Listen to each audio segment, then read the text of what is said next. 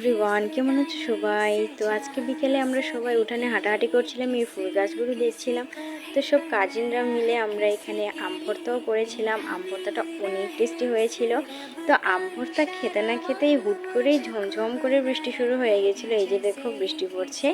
তারপর সন্ধ্যাবেলায় এই যে চানাচুর আনিয়েছিলাম, অনেক দিন হলো চানাচুর খাই না।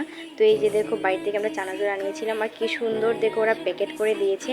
আমি ফার্স্ট টাইম দেখলাম যে চানাচুর এরকম প্লেটে করে চামিচ দিয়ে দেয়, অনেক সুন্দর করে দিয়েছে ওরা। আর চানাচুরটাও কিন্তু বেশ টেস্টি ছিল, অনেক মজা ছিল। আমরা সবাই মিলে খেয়েছি সন্ধ্যায়।